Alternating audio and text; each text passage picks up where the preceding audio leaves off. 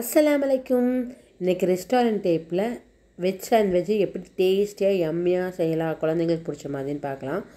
First ஒரு கடாய் வச்சுக்கோங்க.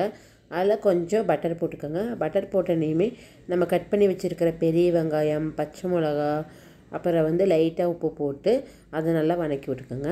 அது நல்லா வதங்குறதுக்கப்புறம் நம்ம கட் பண்ணி வச்சுருக்கிற வெஜிடபிள்ஸ் எல்லாம் போட போகிறோம்.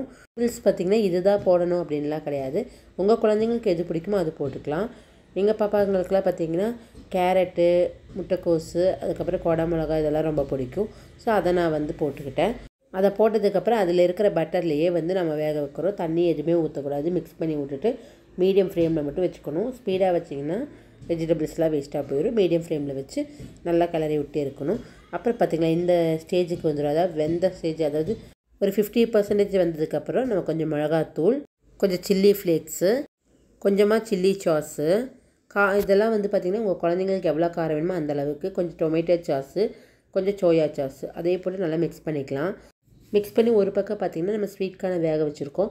ஸ்வீட் கார்ன் எடுத்து தனியாக எடுத்து வச்சுக்கலாம். அதை உதிரி மாதிரி பண்ணி வச்சுட்டு நெக்ஸ்ட்டு ஒரு 70% வந்துருச்சு. அதில் போட்டு கொஞ்சம் மல்லித்தலையை போட்டு நல்லா மிக்ஸ் பண்ணி எடுத்துக்கிட்டால் நமக்கு டேஸ்டியான சாண்ட்விட்சுக்கு ஸ்டஃபிங் ரெடி ஆயிடுச்சு. இப்போ அதை ஒரு பக்கம் வச்சிடலாம். அதை ஆஃப் பண்ணிடலாம்.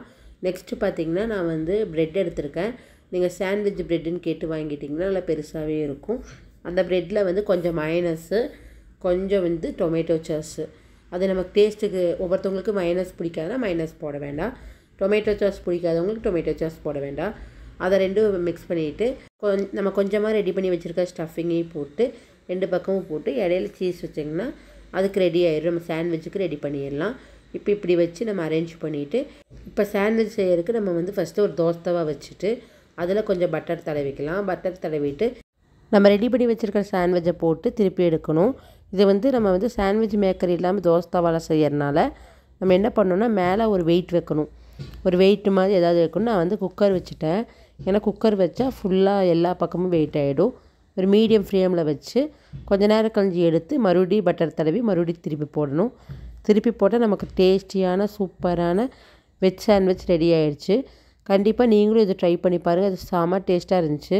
எப்படி இருந்துச்சுன்னு கமெண்டில் சொல்லுங்கள். மறக்காமல் நம்ம சஹாரா டோம் சேனலை சப்ஸ்கிரைப் பண்ணி லைக் பண்ணி ஷேர் பண்ணுங்கள். Bye friends.